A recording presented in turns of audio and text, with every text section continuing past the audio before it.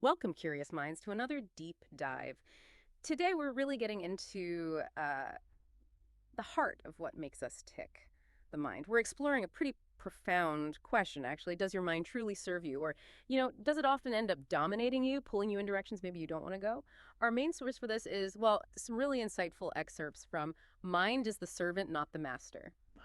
These feature teachings from Grandmaster WaXhira of the Sacred Atlantean Brotherhood. It's this ancient mystical lineage focusing on sort of esoteric wisdom for personal transformation. So our mission today, let's try to uncover some practical insights, nuggets of wisdom. How can we gently transform the mind from, well, an unruly master into a loyal, powerful servant, which ultimately could lead to some profound personal freedom? And, this isn't just some like abstract spiritual idea floating out there.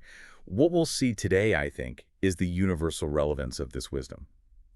Understanding the mind's true role offers a really practical guide, doesn't it? To transforming your daily reality. It's almost like a pathway to greater peace and effectiveness. And that's, regardless of your background or what you currently believe. Okay, so let's dive right in then. The core premise from these teachings is, well, it's incredibly compelling. The mind isn't just a tool we possess. It's arguably the most powerful. I mean, when you think about it, it can be more influential than physical strength, right? Right. More potent than money, even more impactful than just raw intellect.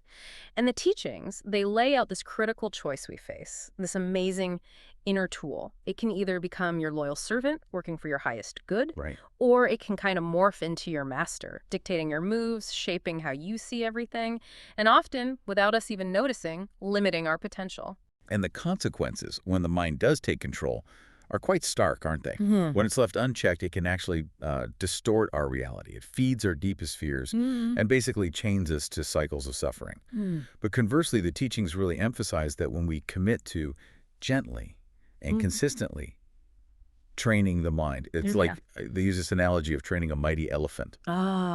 We start to awaken an inherent inner power, a divine spark that's just sort of residing quietly within us. It's not about suppression, not brute force.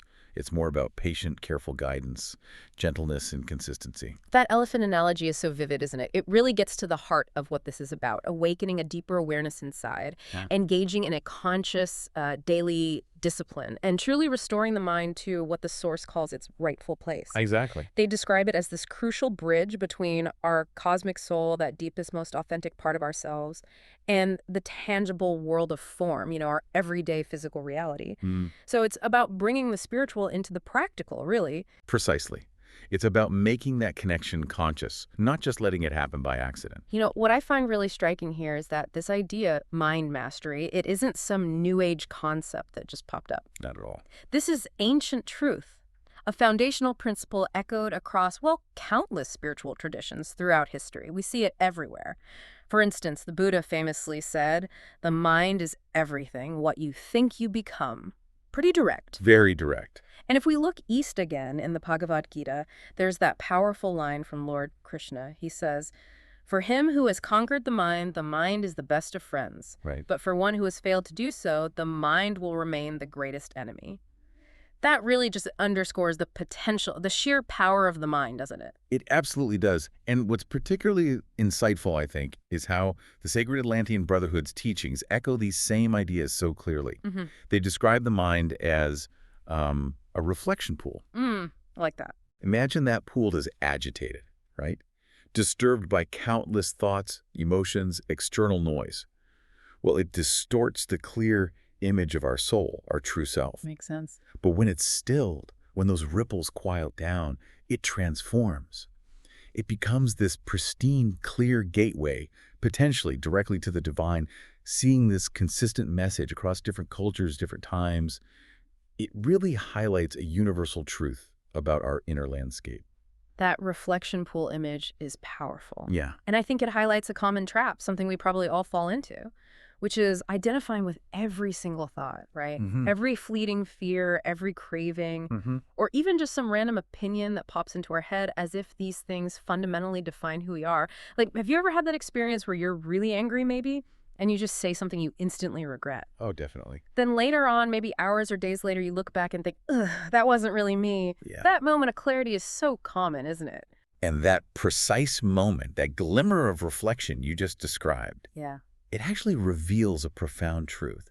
It's where you realize your mind, with all its thoughts and feelings, it's actually a tool, something you possess. Right. It's not your true self. And this, well, it raises a really important question for all of us, doesn't it? How do we learn to wield this incredibly powerful tool with mastery, with intention, instead of just letting it run wild carelessly, sometimes, to our own detriment? It sounds simple enough to say just don't identify with your thoughts, but man, it's incredibly challenging when you're caught in a mental loop. Oh, absolutely. So how do Grandmaster WaXhira's teachings actually approach this? What's the method?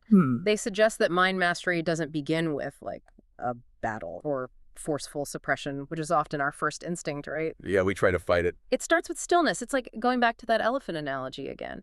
If you try to calm a frightened elephant by shouting or hitting it, you just make things worse. But with patience, with a calm breath, by building trust, that powerful elephant eventually softens, starts to obey. Our minds, it seems, respond to a similar kind of gentleness. Indeed. And the teachings, they outline specific practices for this gentle approach. Things like conscious breathing, which is so powerful for bringing us into the present moment. Right. Anchoring. Mindful observation, where we just notice thoughts without getting tangled up in them. And other rituals, too, drawn from the Atlantean path. One particularly insightful technique they mention is the I see you practice. Okay. So when a strong thought or emotion pops up, maybe anxiety, anger, even a deep craving, instead of reacting or trying to push it away, you just pause. You acknowledge it inwardly, maybe literally saying to yourself, I see you, thought of worry, or I see you, anger. Interesting. You don't resist it, but you don't obey it either. You simply become the witness. And in that space, that witnessing space, your authentic self, the soul, it starts to shine through. It allows you to choose your response rather than just being pulled along by the reaction. That distinction between witnessing and resisting, that feels key. It is. It makes so much sense then why so many spiritual paths, really regardless of where they come from, put such a heavy emphasis on silence, on cultivating inner stillness. It's in that quiet space maybe that the cosmic intelligence, the thing that created galaxies, right, can actually begin to guide you. It's almost like clearing the static on a radio channel so you can hear the signal. That's a great analogy, yeah. And if we connect this to the broader picture, the Sacred Atlantean Brotherhood teaches that the mind can be like a sacred river. Okay. When it flows into the conscious, loving guidance of the soul, it irrigates the whole field of life. It brings fertility, growth, abundance. Nice. But when that river is left wild, untamed, undirected, well, it floods. It can destroy everything in its path. So it's really critical to understand the mind itself isn't inherently bad or evil. It's just profoundly powerful. Right.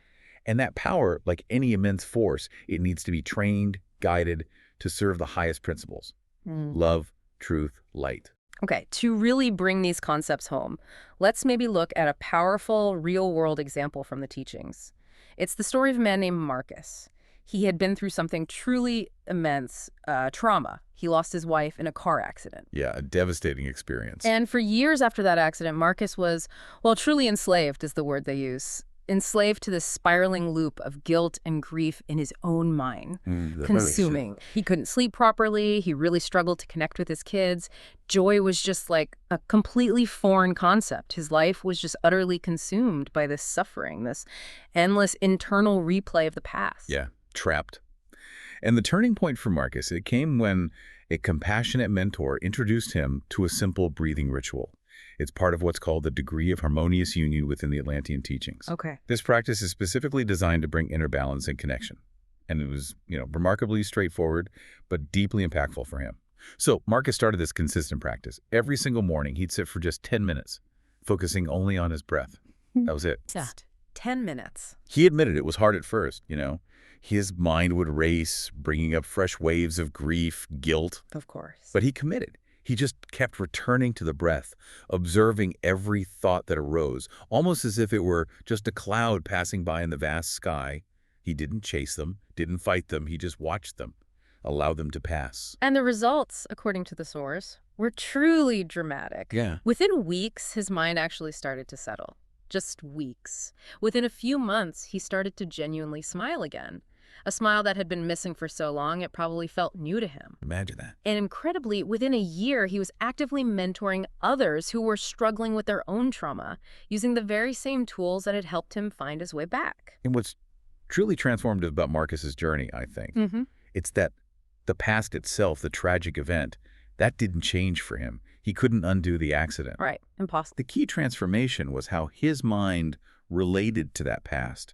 He shifted from being enslaved by it, living inside the trauma, to simply observing it as something that happened, which allowed him to reclaim his inner freedom and, well, step back into life again. Wow. And the truth is, maybe every one of us is like Marcus in some way. Maybe not that extreme, hopefully not. In our own ways. But we're all walking around with what the Source calls this untrained elephant, our mind, capable of immense power but also immense destruction if left unchecked. Yeah. It's such a vivid picture, isn't it? How our thoughts, unguided, can just trample our peace. So the question we're kind of left with, maybe for you listening, is, will you keep letting your inner elephant just run wild through your life?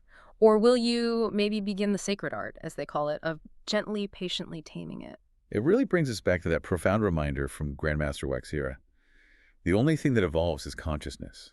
Mind is the cocoon, soul is the butterfly. Master the mind, and you set your soul free. Yeah. This concept, it just profoundly emphasizes that the journey of mind mastery isn't just about managing thoughts better.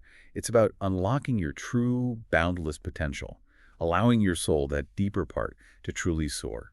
So what does this all mean for you, listening in your daily life after this deep dive? If the mind truly is meant to be a servant, a powerful ally, what incredible possibilities might open up when it's perfectly aligned with your highest intentions, your deepest desires? Yeah, what becomes possible then? And maybe just think about this. What single small step might you take today to begin gently taming your own powerful elephant and start reclaiming that inner freedom? Something to consider.